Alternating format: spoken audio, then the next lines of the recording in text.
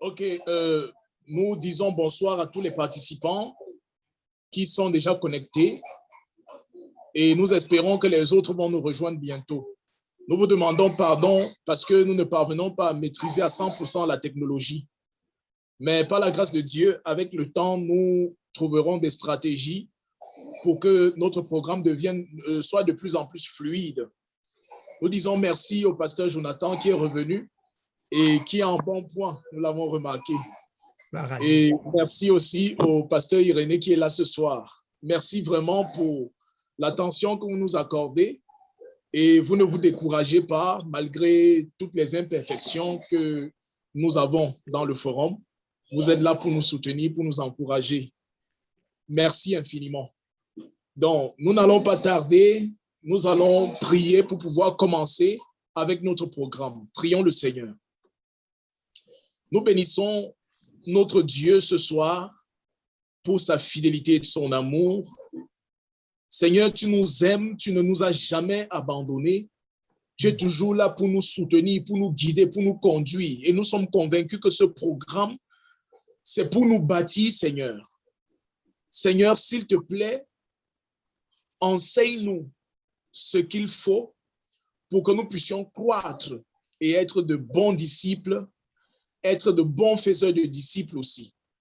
Seigneur, instruis-nous pendant ce moment, que ton Saint-Esprit nous accompagne et que, Seigneur, nous soyons remplis de ta présence au nom de Jésus-Christ, notre Sauveur. Amen.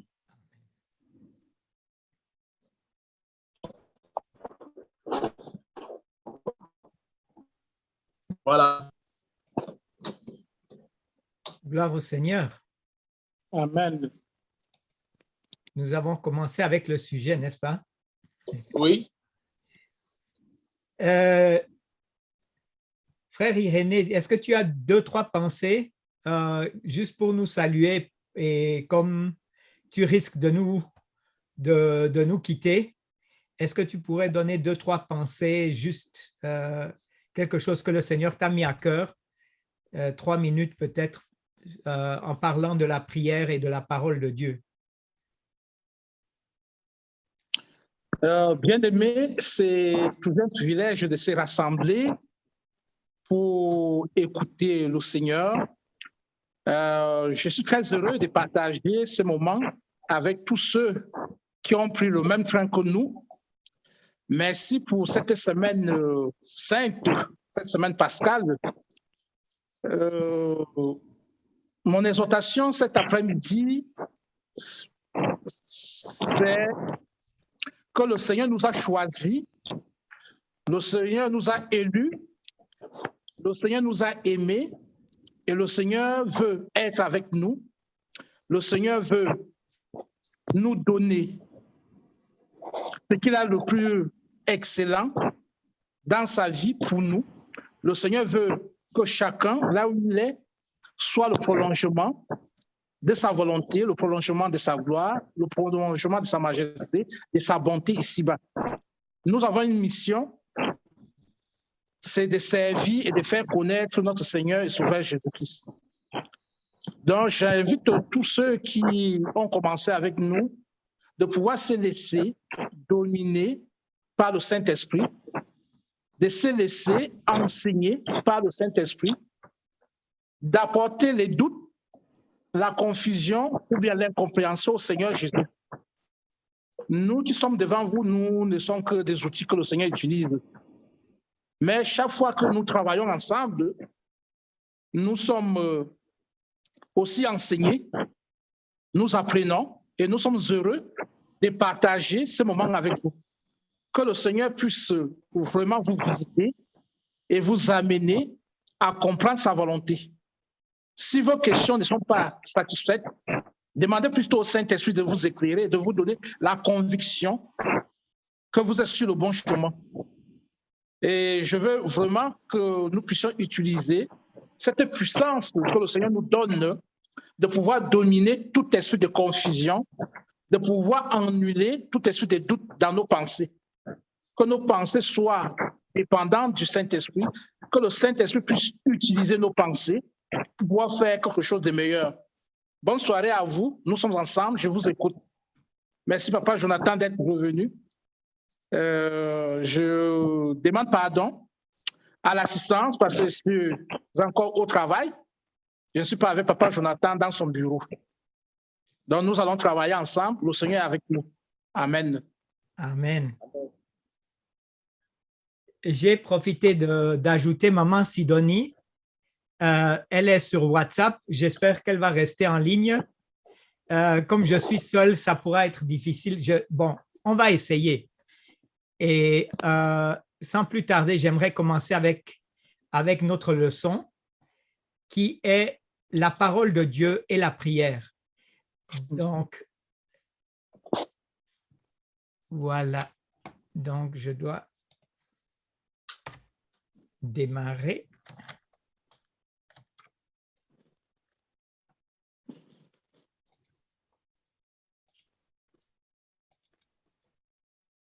Voilà. Est-ce que tout le monde voit la vidéo là? Oui, oui, c'est visible. Nous voyons un homme à genoux, la parole de Dieu au-dessus avec une petite croix. OK, Et c'est bien. Dieu dans un nuage. Voilà.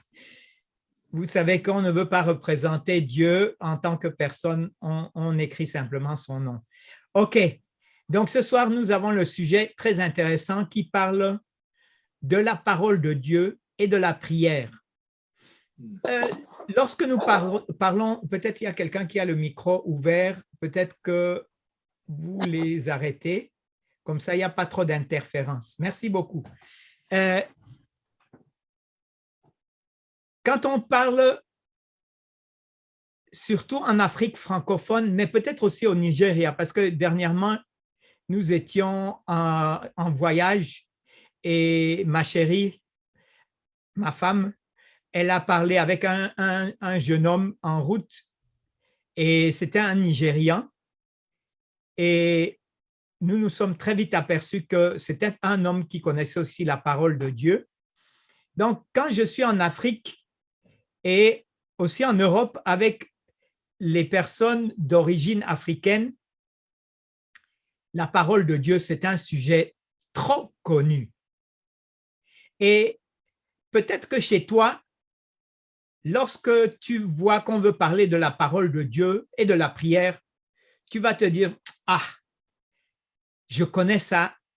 Moi, je connais même la parole de Dieu par cœur. Je connais beaucoup, beaucoup, beaucoup de versets par cœur. Et c'est vrai que beaucoup d'entre vous peuvent me dépasser dans leur connaissance de la parole de Dieu, dans leur connaissance de versets bibliques. Et je n'ai pas de doute que la connaissance de la parole de Dieu nous fait du bien. Même si tu es un professionnel de la parole de Dieu, j'aimerais t'inviter à écouter avec attention cette leçon. Elle n'est pas ici pour remplir ta tête, mais pour t'aider à mieux transmettre à quelqu'un qui n'est pas un professionnel comme toi, le transmettre à un jeune qui ne connaît pas encore Dieu à fond et lui transmettre ce que signifie la parole de Dieu et qu'est-ce que ça veut dire prier. Allons tout de suite dans le sujet. Nous savons tous que la parole de Dieu, la Bible, c'est ce que Dieu a dit dans le passé. Elle est une puissance et Dieu me parle au travers de la parole, donc au travers de la Bible. Maintenant, si j'ai vécu la nouvelle naissance, c'est-à-dire j'ai eu cette expérience avec Dieu, que j'ai donné ma vie à Jésus, j'ai dit, Seigneur, j'aimerais que tu deviennes le directeur, le chef, le roi dans ma vie. Je n'ai fait que de naître de nouveau, donc je suis devenu un bébé nouveau-né. Et tout bébé a besoin d'être nourri. Un bébé qui a besoin d'être nourri, qu'est-ce qu'on va lui donner? On va lui donner du lait, on va lui donner petit à petit, au fur et à mesure qu'il grandit, on va lui donner un peu plus de nourriture solide. C'est la même chose avec la parole de Dieu. La parole de Dieu, la Bible, peut être comprise par des enfants et elle peut aussi nourrir des adultes. Mais nous avons besoin de cette nourriture pour grandir. La parole de Dieu, la Bible, répond à trois questions les plus importantes de la vie. Et je vais demander, est-ce que… Ah, Irénée, tu ne vas pas m'aider alors ce soir? Est-ce que j'ai bien compris? Donc, je vais devoir gérer la leçon tout seul. N'est-ce pas? Donc, tu m'as abandonné ce soir. OK, c'est bon. Je vois. Je vais me débrouiller tout seul. Les trois questions les plus importantes de la vie sont la première. D'où est-ce que je viens? D'où est-ce que je viens? Pourquoi est-ce que je vis? Et où est-ce que je vais?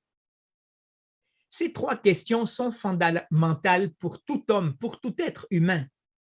On se pose cette question, certains se la posent plus souvent, plus fréquemment, d'autres ne se la posent pas et terminent dans de mauvaises choses. Surtout quand tu ne sais pas d'où tu viens. Dernièrement, j'ai eu affaire avec une maman. Elle est maman de pasteur, elle est femme de pasteur, mais elle a un passé très mauvais. Elle a grandi dans un home d'enfants, donc elle a été refusée en tant qu'enfant. Et même dans la vieillesse, à l'âge de 70 ans maintenant, elle a développé des choses que je ne comprends pas pourquoi elle est si méchante. Probablement qu'elle n'a pas encore résolu la première question, d'où est-ce que je viens? Parce que le moment où j'ai compris vraiment pourquoi Dieu a permis que je naisse et où j'ai grandi et ce que j'ai vécu jusqu'au moment où j'ai rencontré Jésus. Et lorsque j'ai rencontré Jésus, j'ai commencé à comprendre pourquoi Jésus voulait que je vive. Et ce n'est que Jésus qui a pu me répondre à la question « Où est-ce que je vais aller ?» Parce que c'est lui seul qui peut me donner une espérance de vie éternelle. Et c'est pour ça que j'ai besoin de la Bible, j'ai besoin de la parole de Dieu. Et vous voyez, j'ai mis plein de symboles comme les semences. La Bible, c'est comme quelque chose. Certains versets que j'ai lus, je lis la Bible presque tous les 2 ans, je lis la Bible en entier. Même que j'ai lu la Bible tant de fois en tout, chaque fois, c'est comme découvrir quelque chose de nouveau. Et certaines choses que j'ai ingurgitées en lisant la Bible il y a 3 ou 6 ou 9 ans, ce n'est que maintenant que la semence commence à prendre racine et qu'elle commence à porter des fruits. Et d'autres paroles de la Bible, je ne les comprends pas encore aujourd'hui. Et j'ai besoin de l'aide, comme de mon frère Irénée qui parfois m'explique des choses que je ne savais pas. Et parfois, certaines choses, le Seigneur me les explique à moi et je peux les expliquer à d'autres. Mais nous avons besoin l'un de l'autre parce que la foi vient en écoutant la parole de Dieu. Et si je veux écouter la parole de Dieu, j'ai besoin de m'asseoir et d'écouter quelqu'un d'autre. Même si je suis pasteur, j'ai besoin d'être nourri aussi. Ce n'est pas moi-même qui suis capable de me gérer moi-même parce que je ne suis pas le berger. Jésus est le berger. Moi, je suis simplement un agneau, un mouton de plus dans la bergerie du Seigneur. Donc, toi et moi, nous sommes à égalité. Que je sois pasteur ou simplement entrepreneur ou un étudiant, il n'y a pas de différence devant Dieu. Nous sommes tous égaux. Femmes, hommes, esclaves, chefs, nous sommes égaux devant le Seigneur. La Bible, elle me fascine de plus en plus. Ce matin, j'étais en train de lire la parole de Dieu et j'ai été fasciné par des choses que j'ai découvertes. Je suis de nouveau en train de lire Exode, mais j'ai découvert des choses que je ne connaissais pas. Simplement en lisant la parole de Dieu, j'ai vu des choses que je n'avais encore jamais vues auparavant et ça m'a tellement touché. Et vous savez, dès le début de la parole de Dieu, dans les premiers chapitres de la Bible, Dieu parle déjà de la fin du monde. Il parle déjà de Jésus, il parle du Sauveur et il parle de cet avenir qu'il a préparé pour toi et moi. La Bible est tellement riche. La Bible a été écrite pendant 1600 ans par une quarantaine d'écrivains. Vous savez, il y a une différence entre des religions telles que l'islam ou d'autres. Les musulmans prétendent, ou disons, c'est écrit que la parole de Dieu, donc le Coran, il a été dicté par Dieu. Donc, Dieu a dicté à cet homme et lui a dit ce qu'il devait écrire mot à mot. Mais nous savons, en lisant la Bible et en voyant une quantité incroyable de versets qui confirment que la Bible n'est pas dictée par Dieu.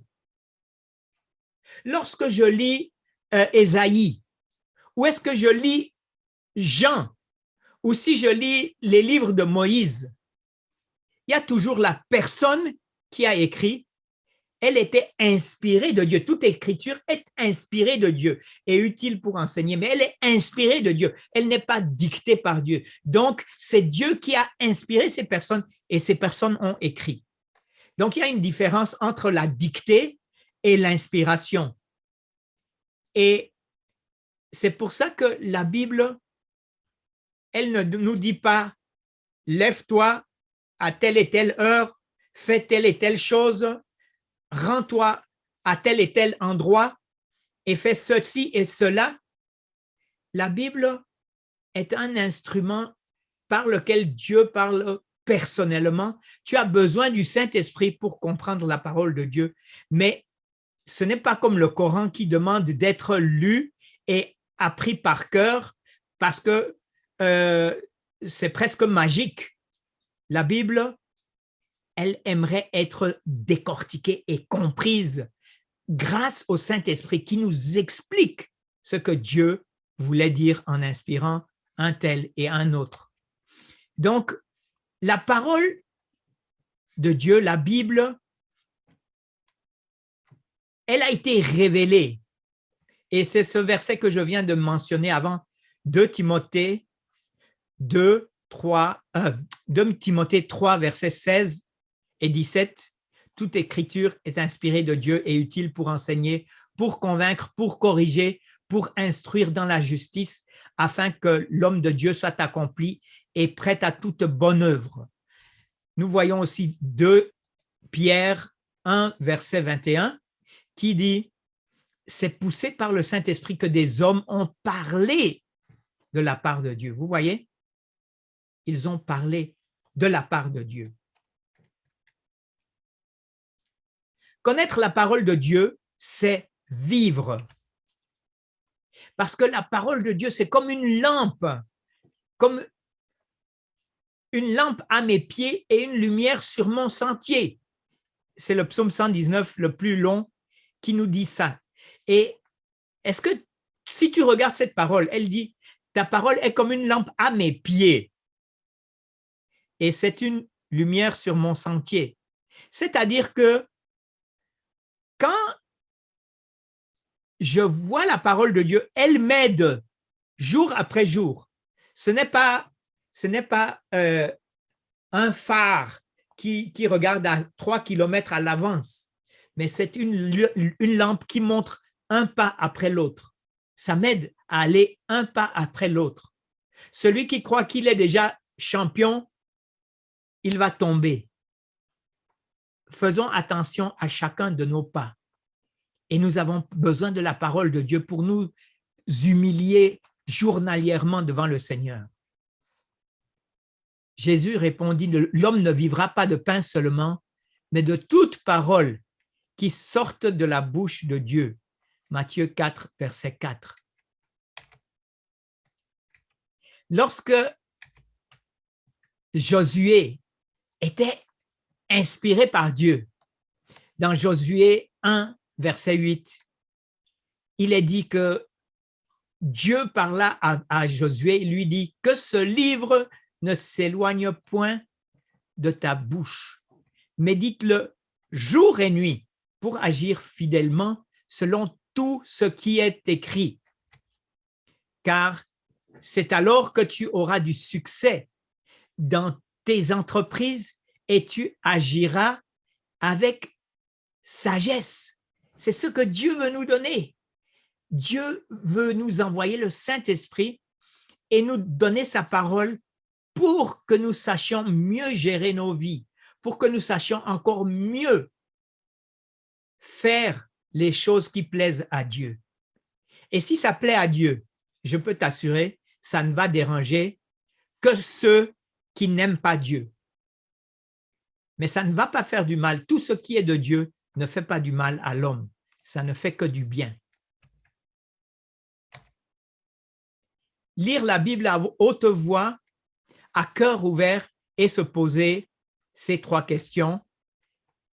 Quand tu lis la Bible, pose-toi toujours ces questions. Qu'est-ce qui m'a touché à la lecture de ce texte? Que dit le texte à propos de Dieu et de l'homme? Comment dois-je obéir et où mettre en œuvre quelle partie de ce que je viens de lire?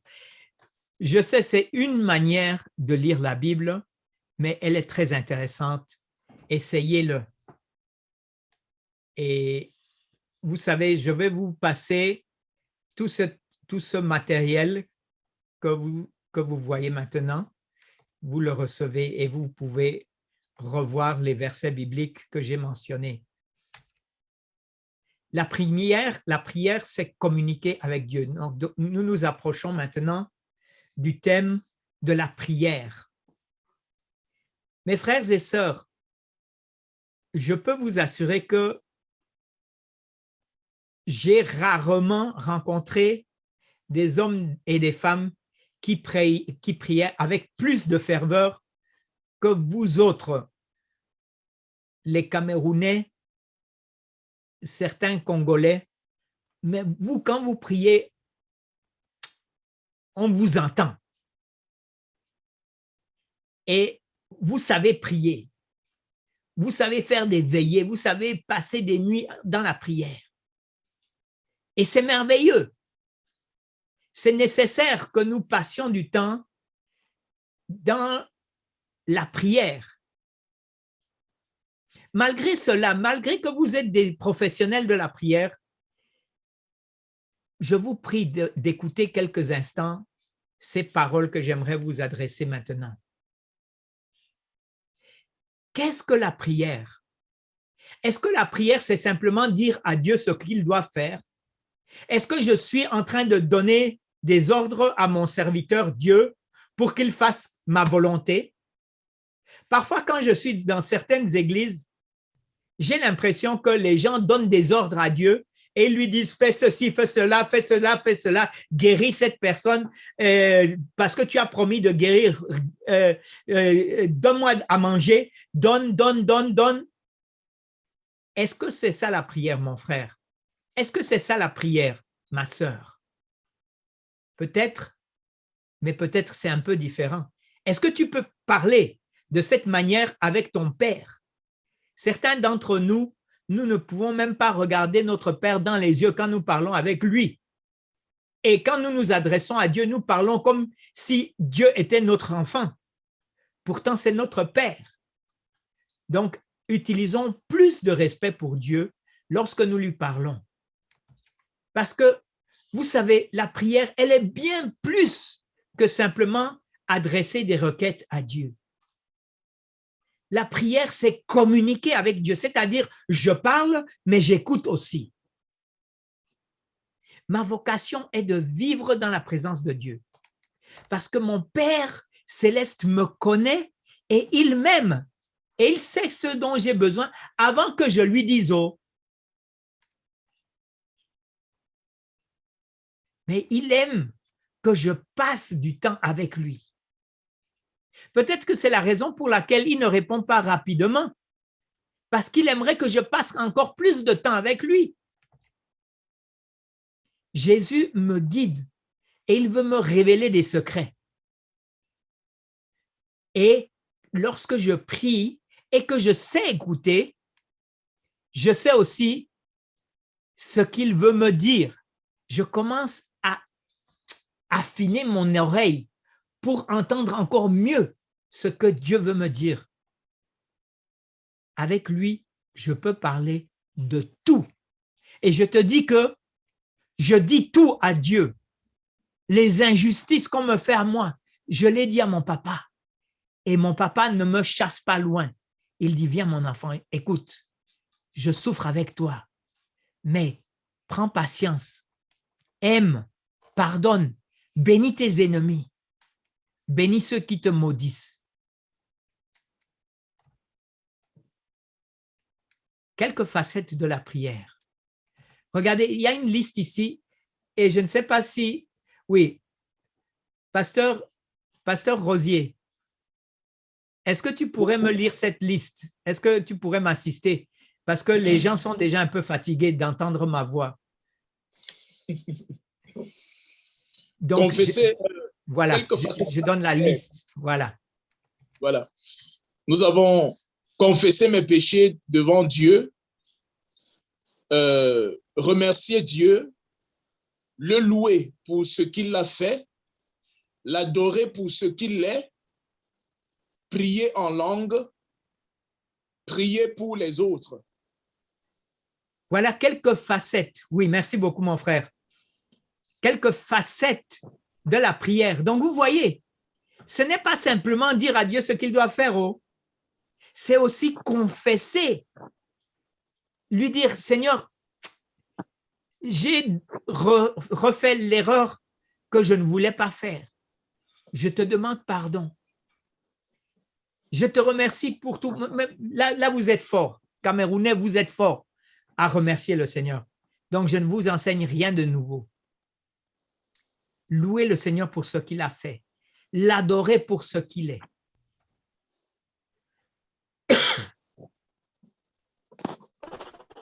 Lorsque je prie, il y a 3 réponses possibles. Vous connaissez les feux rouges. Le feu rouge, lorsqu'il s'allume, normalement, on devrait s'arrêter.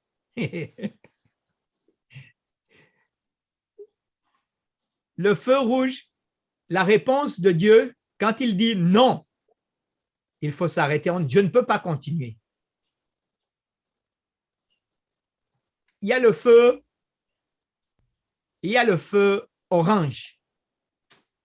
Le feu orange où Dieu ne répond pas. Donc, quand Dieu ne répond pas automatiquement à ma prière, il ne faut qu'attendre et répéter ma prière jusqu'à ce que j'aie la réponse ou jusqu'à ce que je réalise que je demandais la fausse chose. Parce que le Seigneur nous dit dans Jacques, vous demandez et vous ne recevez pas parce que vous demandez des choses que moi je ne veux pas vous donner.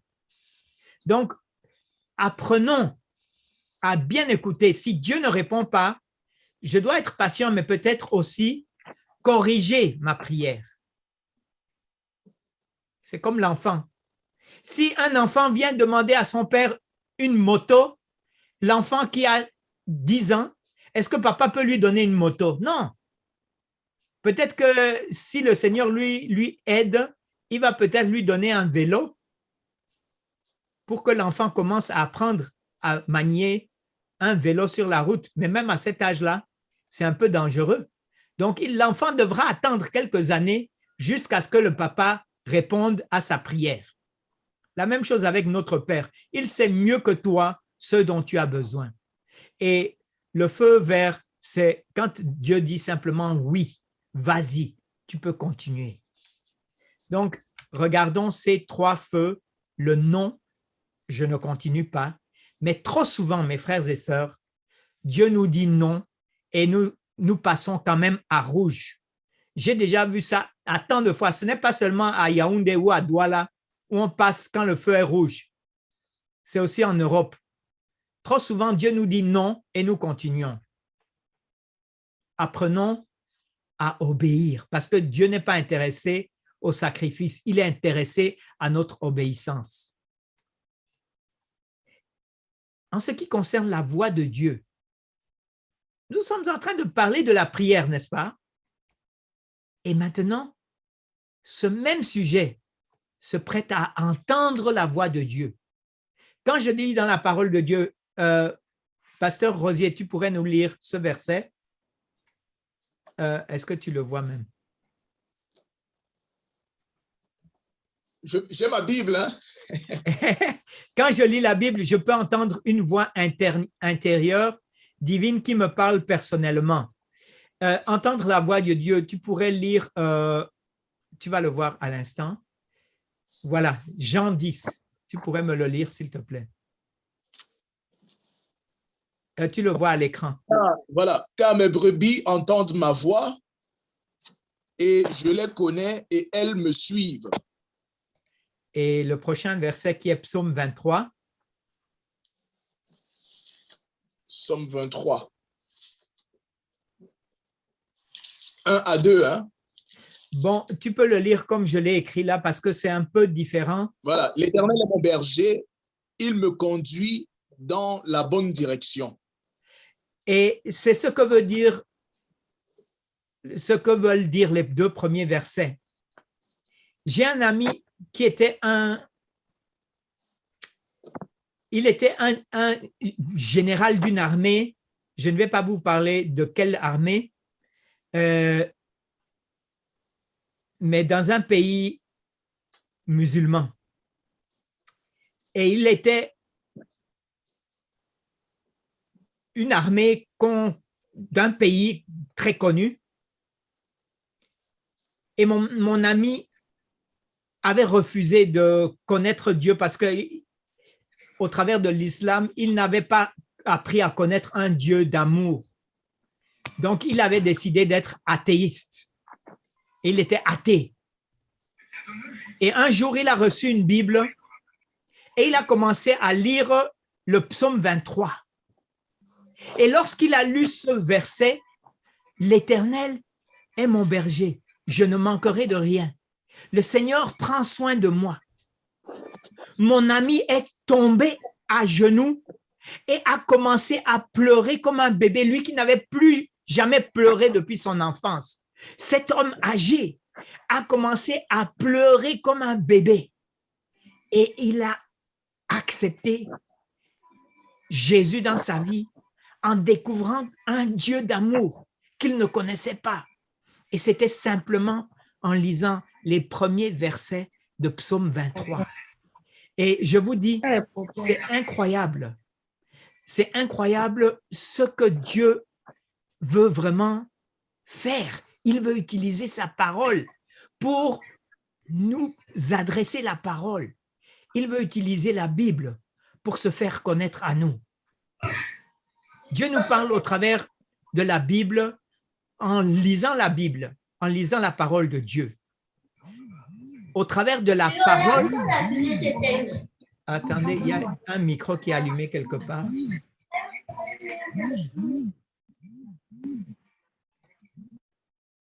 OK. La prière, par l'intermédiaire d'autres chrétiens, par des circonstances, par des événements ou des rêves, mais aussi par la prédication. Donc là, je vais y passer. Dieu peut nous parler aussi au travers des anges, une paix du cœur, par des prophéties, des paroles prophétiques, des songes, des images, des visions, des prophéties. Mais écoutez bien, je vais passer à cette page ici encore. Je vais bientôt terminer. Lorsqu'il s'agit de prendre des décisions importantes, Dieu m'en parle personnellement et pratiquement sans exception. Nous pouvons le lire dans maintes versets. Si je dois prendre des décisions importantes, Dieu m'en parle personnellement et non par l'intermédiaire des autres. Dieu confirme ce qu'il m'a déjà dit à moi personnellement au travers d'une paix intérieure lors de ma lecture biblique, aussi de façon prophétique par d'autres. Mais je ne vais pas prendre de décisions importantes dans ma vie sans que Dieu m'en ait parlé personnellement avant. Et trop souvent, certains, surtout les gens un peu charismatiques ou pentecôtistes, ils pensent qu'un prophète vient et il te dit quelque chose que tu ne savais pas et tu vas prendre des décisions. Oublie, si c'est la volonté de Dieu, il va te le dire d'avance et il va parler avec toi et tu vas sentir dans ton cœur. Et ce n'est qu'après qu'il viendra le confirmer. Ne tombons pas aux mains des hommes. Trop souvent, les hommes utilisent des dons prophétiques pour manipuler les autres. Et ça n'a rien à voir avec l'Esprit de Dieu, mais c'est un esprit de contrôle. Et la Bible appelle l'esprit de contrôle de la magie. Et la magie n'a rien à voir avec Dieu, n'est-ce pas? Donc, faisons attention lorsqu'il s'agit de prendre des décisions importantes. Pour terminer, comment mettre en pratique ces pensées que nous venons de regarder? Comment et où et quand est-ce que je veux intégrer la lecture de la Bible et la prière dans ma vie quotidienne? Je ne fais pas assez. Je ne lis jamais assez de la Bible. Mais je ne veux pas en faire quelque chose de religieux. Ce n'est pas parce que je lis la Bible que Dieu va m'aimer plus. Mais si je lis la Bible, je vais mieux comprendre Dieu. Vous voyez? Donc, je ne lis pas la Bible pour plaire à Dieu. Je lis la Bible pour mieux comprendre Dieu. Et je connais des applications de lecture de la Bible. Je vais vous envoyer certaines idées. Et si vous avez aussi des idées, échangez-les aussi sur le chat de WhatsApp. Là, je vais vous envoyer certaines choses intéressantes où vous pouvez télécharger gratuitement la Bible sur vos téléphones et que vous pouvez même lire la Bible, même quand vous n'êtes pas en ligne. Donc, il y a beaucoup de versions très intéressantes pour lire la Bible et même des versions gratuites pour écouter la Bible. Parce que beaucoup de gens, de plus en plus de gens n'aiment pas lire, ils préfèrent écouter. Et les gens qui n'aiment pas lire la Bible, parce qu'ils n'aiment pas lire, je leur dis toujours, alors écoute la Bible et laisse la Bible te parler. Et là, j'ai beaucoup d'applications pour ceux qui sont intéressés. Adressez-vous à moi personnellement aussi dans le chat je vous donne très volontiers des conseils à ce sujet-là parce que c'est ce que le Seigneur m'a aussi un peu utilisé les dernières années, comme je conseille des pasteurs, je conseille des ministres, je conseille des gens qui sont responsables d'écoles bibliques. Donc, j'ai une certaine expérience depuis une vingtaine d'années. Donc, et si vous avez encore des idées que je ne connais pas, je suis très prenant pour aussi les donner à d'autres. Voilà.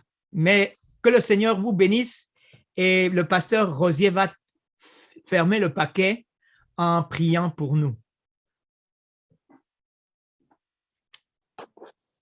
OK. Prions le Seigneur.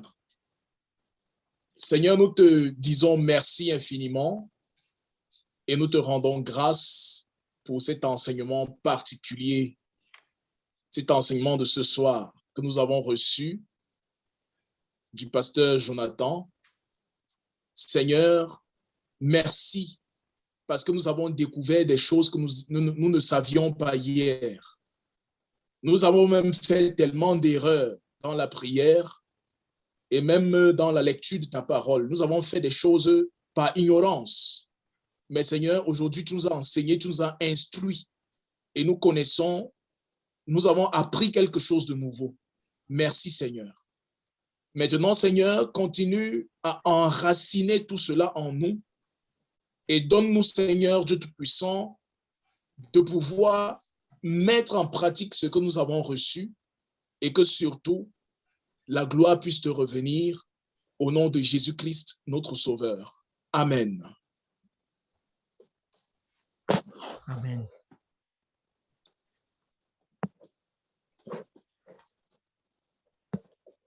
OK.